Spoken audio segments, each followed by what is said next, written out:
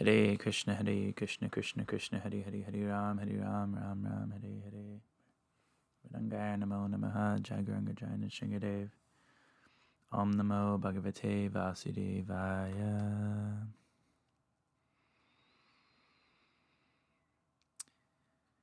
So we are looking at Bhagavad-Gita, and I think we're going to start with text 9 today, the translation. Sanjaya said, having spoken thus, Arjuna, chastiser of the enemies, told Krishna, Govinda, I shall not fight, and fell silent. I shall not fight, and fell silent. So this was a very simple but powerful statement. We haven't gotten very far into Bhagavad Gita yet, but at the outset of things here, Arjuna's experiencing a great amount of lamentation and emotion and so-called mental confusion, loss of intelligence, and an inability to discharge his duties. So, as we've seen in our material lives many times, some people have different thresholds for this. Sometimes people will only be pushed just a very small amount, and their mind already immediately will start to say, you know what, I'm done with this, I'm done with you, I'm done with this situation, or I'm not going to try anymore in this, I'm going to quit my job. Like, some people don't require much provocation for that to happen, and those people you find oftentimes aren't capable of holding jobs down or maintaining their daily lives or, taking care of children or maintaining a household, all these different things, because it doesn't take much for their mind to come to the point where they're too distraught to kind of make decisions anymore. They don't know what to do, how to deal with things, how to deal with their emotions. So Arjuna here, obviously there's been quite a vast amount of provocation in this particular case from his family. And then being asked to go and kill his own family members as well is quite a serious situation and far greater than most of, the situations that we encounter in our daily lives. However, the same situation is true that at a certain point you can push almost anyone to the point of saying, you know what, I'm done. Like, I'm not going to fight. I'm not going to do this. I'm not going to do that, and fell silent. Usually that's a really bad point to end on, because then usually the person is incapable of kind of, moving past that until they've had time to decompress and become less emotional. In this particular case, Krishna is able to use this as a segue to start to really preach to Arjuna and open up his mind and intelligence to why why Krishna is asking him to fight in the first place, how he can get rid of these, different mental blockades and difficulties that he's having, and kind of move past this particular point in his mind where he doesn't see any path that's going to work for him, whether that's a path of action or inaction. I just wanted to mention another point, too, that I was thinking about. A lot of people, when they get to these particular circumstances with their mentalities and their minds, it becomes difficult for them because in a lot of these circumstances, as in this one, you're not capable of changing your externals. You can't change who the people are that you're dealing with, their mentalities. A lot of the times you can't change the way that the government is, reacting to you, the way that you're being governed, all of your externals, the weather, all of these different things are not really in your control. Now, because you're not able to control them, you will end up at this particular point of saying, okay, like, that's it, I'm done, I can't take anymore.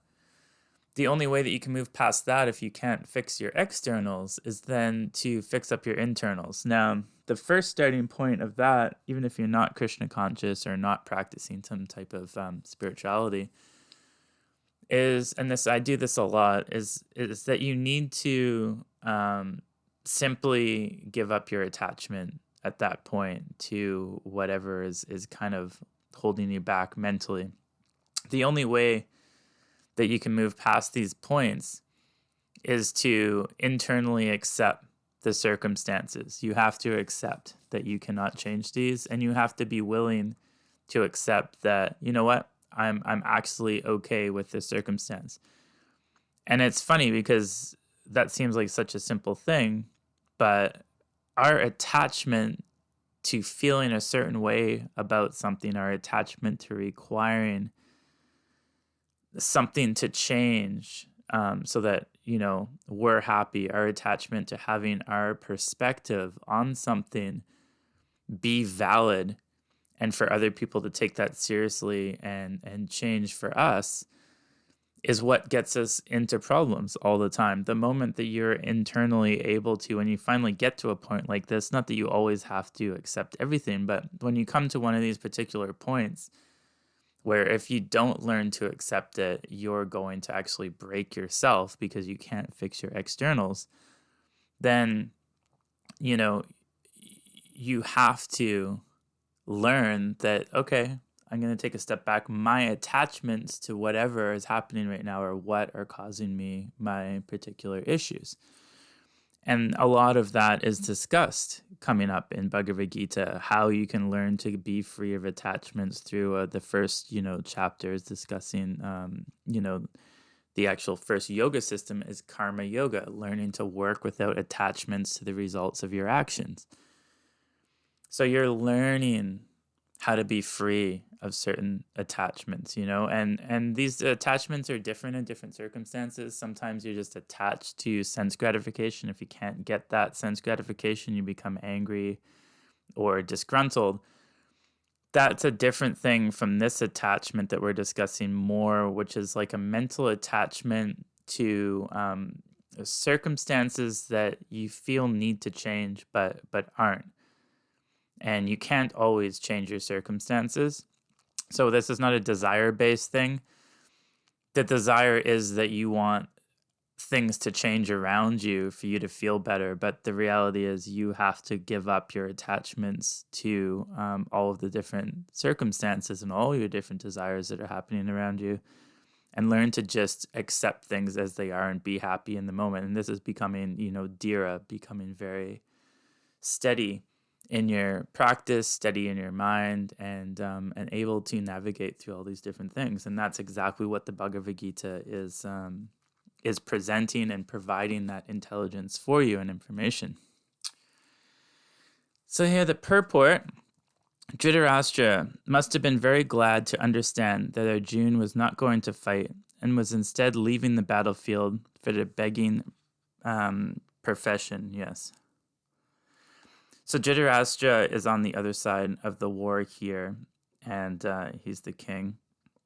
And he has learned through Sanjaya, who's actually able to see what's happening on the other side here through a mystic city. He's able to see and relay this conversation back to Dhritarashtra, although they're not present like physically there. And so he's relaying to Dhritarashtra that Arjuna actually is, mentally weak here, doesn't want to fight us, is going to leave the battlefield because he's a great warrior. This is a huge boon for them to learn that this great warrior is not going to partake in this particular fight. But Sanjaya disappointed him again in relating that Arjuna was competent to kill his enemies. So, at first he's saying that Arjuna is not going to fight and was instead leaving the battlefield for the begging profession, was just going to be, a beggar and give up, all of his pious activities there. As Krishna was saying before, giving up, everything that he was, famous for and known for as a great warrior. The moment that you lay down your sword in battle, then all of the fame and notoriety is all, and all of your pious credits are kind of taken from you at that point.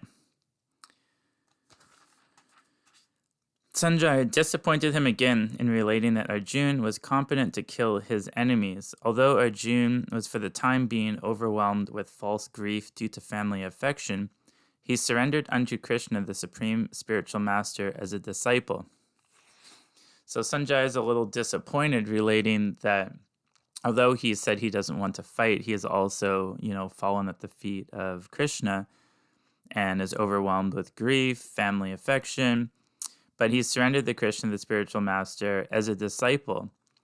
So this is indicating that he would soon be free from the false lamentation resulting from family affection and would be enlightened with perfect knowledge of self-realization or Krishna consciousness and would then surely fight.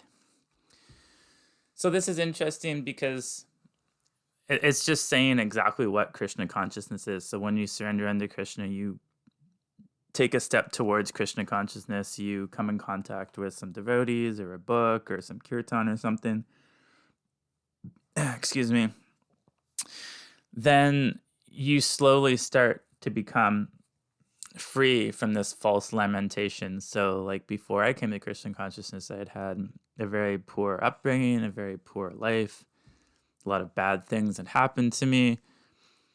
And, I'd had poor health. I didn't look good. I didn't have, a lot of friends and girlfriends and things like that. I wasn't materially successful. I didn't know anything about spiritual life. I didn't feel happy. In fact, I was very kind of downbeaten and thinking I was just kind of ready to die at that point. Every day that I lived was oh, that's great. I can't believe I've lived another day kind of thing. So, and that's just a symptom of lamentation, lamenting about all of the desires that I had and the people that, I wanted to associate with, or the things that I thought I could do or should do. And as those things aren't manifesting and your karmas are playing out differently than you expect, you just constantly, as a human being without Krishna consciousness, you're constantly lamenting and constantly stuck in this cycle of, self-deprecation, essentially. And you can't really get out of it without some external help. So as you become free from this false lamentation resulting from family affection, would be enlightened. So this is the lamentation you're describing in terms of Arjuna having his family affection. Not everyone's lamenting about their family. And would be enlightened with perfect knowledge of self-realization. So yes, if you stick with this practice, through lifetimes or this lifetime or half a lifetime, it depends on where you're at, how much time you've spent spiritually in previous lifetimes. Different people have different amounts of things to kind of work through, different samskars, different desires, different levels of purity.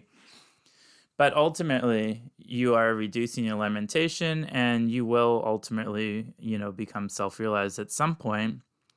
And in this particular case, when Arjuna reaches that stage, which it's said that if you fully understand Bhagavad-Gita, as he will directly from, God himself, then Arjuna will surely fight.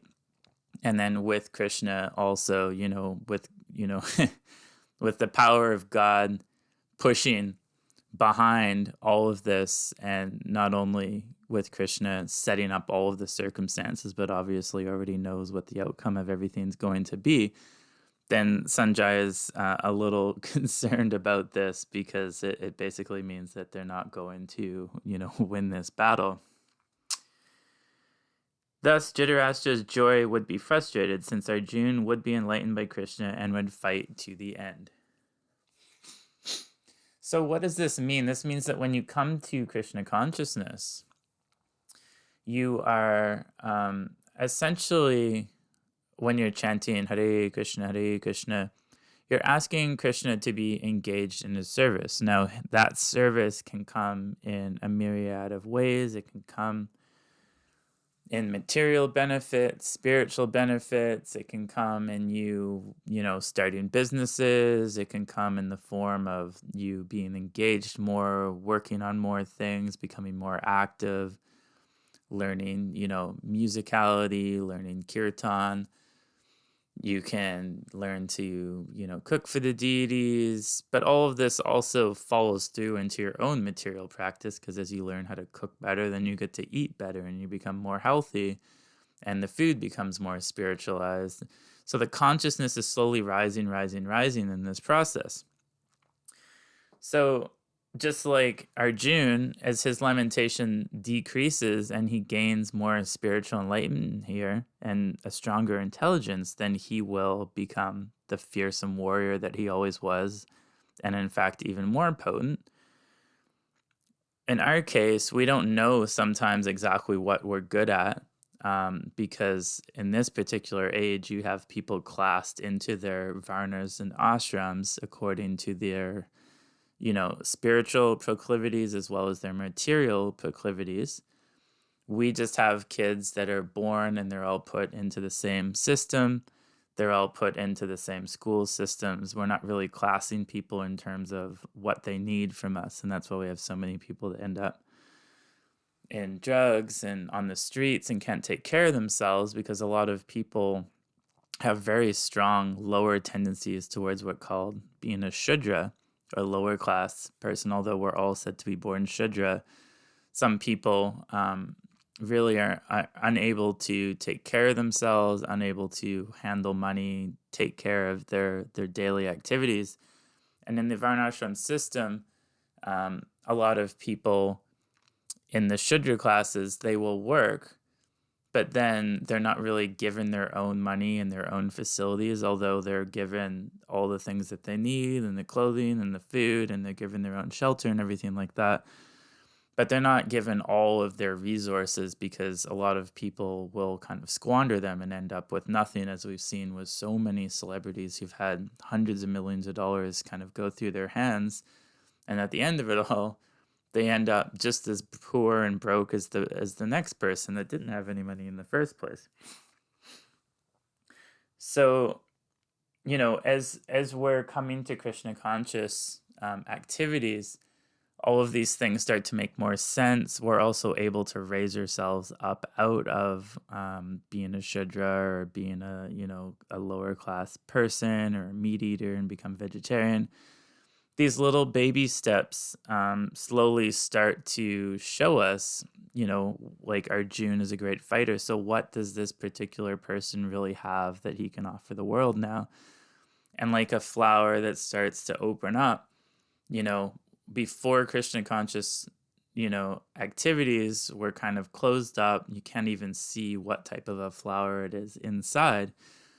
We have no clue really who we are, or what we're meant to be doing, or what our natural tendencies are. They're so muddled up by all of our material desires and alcohol and drugs and all these different things. So Krishna conscious activities slowly start to open up this flower a little bit, and then people will become busier and busier and more engaged, and kind of it becomes difficult. As you saw with Prabhupada, he couldn't sleep much. Like, he's writing, he's giving classes, he's out doing Ratha Yatras, he's traveling, he's writing books at night, he's writing letters, he's hosting people and speaking to, different higher ups in different, countries and areas. So you get this enormous amount of engagement the more that you chant, and it's very difficult to kind of sit around too much and just wallow away and not do anything. Like, the thought of people that just sit at home and play video games every day and get fat and don't accomplish anything for sometimes maybe weeks or months or years is almost insane, I think, to a lot of devotees that are chanting and asking for engagement, because devotees become so heavily engaged and busy with so many things that this lower mode, what's called tamagun, the mode of ignorance, where you're able to kind of sit there and not really accomplish anything, it's very unpalatable to devotees. So we'll look at chapter 2, text 10 as well here. O descendant of Bharat, at that time Krishna, smiling in the midst of both the armies, spoke the following words to the grief-stricken Arjun. So you've got Krishna there on the chariot with Arjuna, and Krishna is smiling in the midst of this big battle in the middle between two armies, spoke the following words to the grief-stricken Arjuna, just like you would imagine if you'd seen a big Hollywood movie. Very dramatic, huge armies on both sides. Arjuna's crying and, has no idea what to do. And there's Krishna just looking so radiant in his beautiful golden, dhoti and flowing hair and blue skin and jewels and everything. And he's just smiling and knows exactly what he's going to tell Arjuna here. The talk was, so this is the purport. The talk was going on between intimate friends, namely the Shrikesh and Godakesh. As friends, both of them were on the same level, but one of them voluntarily became a student of the other. So notice it says, as friends. I'm not good at Sanskrit. I don't try to ever say Sanskrit stuff because I don't study Sanskrit whatsoever. I'm just interested mostly in music and kirtan and stuff like that. So don't make fun of me for that. Here in the purport, it says, as friends, both of them were on the same level. So as friends, they're on the same level. What does that mean? It means that they're both... we're not considering in this particular case that Krishna or Arjuna are in a guru-disciple relationship per se. They've been, friends for so long. They have this intimate relationship. But sometimes when you're on a friendly platform like that, then as they say in Krishna consciousness, it's really nice to have devotees that you can, what's the word that they use, confide in, that you can have intimate, confidants amongst your peers and devotees and reveal one's mind to another devotee. Now, revealing one's mind in secret to anyone in Kali Yuga is kind of quite a dangerous process. And as we've seen, I hate just bringing this up over and over again, but as we've seen with sannyasis as well, so many of them are not on the transcendental platform. More and more of them are having issues, and more information is coming out about so many of them. And they're all having devotees constantly bombard them with this, taking confidence in their guru, telling them all these things. And when you're not fully transcendental, it gives you so much ammunition against these people, and they end up using it, unfortunately, against the devotees as well, and even against the movement at large. So you have to be very careful. Although it is recommended in the scriptures, I would highly guard against it until you're, really confident that you are seen as an equal among friends. And being equal among friends means that both of you are equally sharing confidential information as well. If one person is only taking confidential information and has all this information about you and they don't say anything to you, then that's also kind of a difficult situation, because you're then not, as equal friends. Then that's more of a guru-disciple relationship again. And then if you don't really trust the person fully with the information that you're giving, that they're fully transcendental, then it can run a little bit wild as well. So this is why it's so important that they're saying, as friends, both of them were on the same level. Being on the same level means that you two are sharing and interacting literally on the same level, and giving and receiving and offering everything that you have as a person equally. In this particular case, one of them, being Arjuna, voluntarily became a student of the other. So Arjuna, and this happens again in friendly relationships, friends have so many different difficulties and problems, and they want to come to their friend and say, hey, I'm having a problem right now. Can you help me? And you reveal your mind and confidence to that person. That is a voluntary and temporary submission to the other person when you're feeling weak and they're in a position of power at that particular point. then you can submit yourself to that friend, and the relationship will change in dynamic temporarily at that point. Again, unless you're really on the same level of friendships and also on the same level of spirituality, at least, then this is a difficult thing. Now, in this particular case, Arjuna and Krishna can't be on the same exact spiritual level because Krishna is Krishna, but Arjuna is one of the greatest devotees imaginable. So you can't have two more self-realized, people discussing here. You have the Supreme Personality of Godhead, who's omniscient and all potent and has all, qualities. And then you have Arjuna, who is also the greatest devotee. Krishna was smiling. So let's bring the book up here.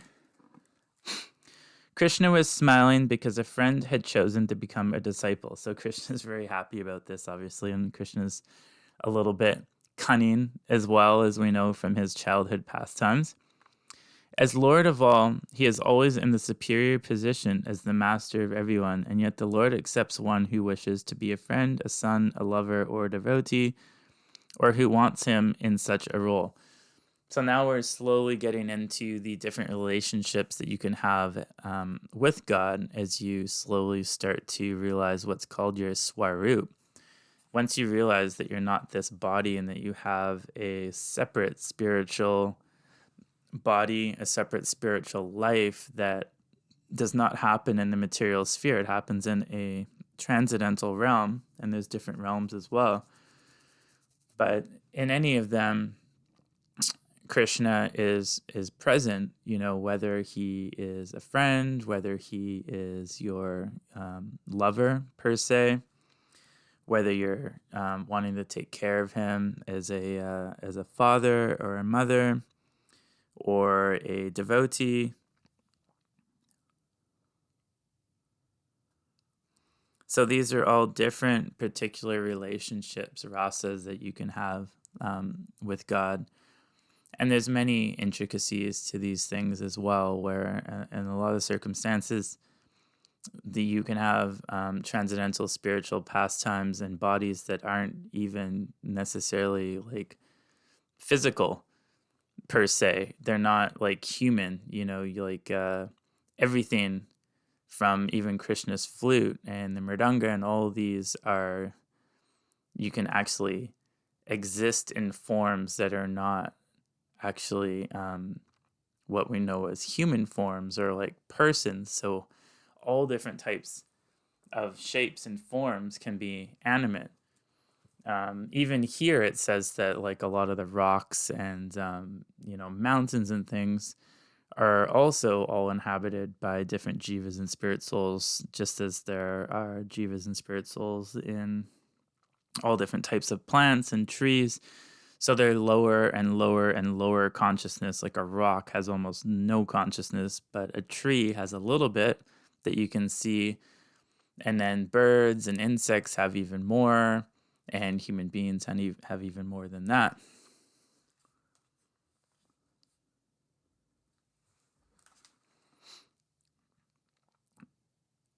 As Lord of all, he is always in the superior position as the master of everyone. Yet the Lord accepts one who wishes to be a friend, a son, lover, or devotee, or who wants him in such a role. But when he was accepted as the master, he at once assumed the role and talked with the disciple like the master, with gravity as it is required. So Krishna is the Supreme Personality of Godhead. He can have any relationship with anyone in whatever different type of ras that is desired by that particular person.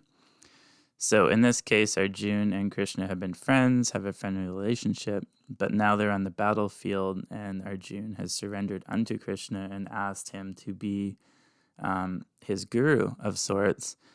Then Krishna immediately changed his relationship dynamic with Arjuna, as he was now accepted as the master, and he assumed that role just as you would expect from God, to be able to do anything, to be able to manifest anything, to be able to relate to anyone in any different way. And he simply spoke with Arjuna as his disciple like the master, with extreme gravity as it was required for the situation at hand. It appears that the talk between the master and the disciple was openly exchanged in the presence of both armies, so that all were benefited. So here it's saying that this particular conversation happening between Arjuna and Krishna, master and the disciple, was openly exchanged in the presence of both armies, so that all were benefited. So keep in mind, this particular scripture here is being overheard by Sanjaya and also spoken back to Dhritarashtra. Everyone there as well, the armies are on both sides, are witnessing this particular conversation. So this is happening in an open forum and providing the opportunity for this knowledge to now be given to humanity at large on this particular planet.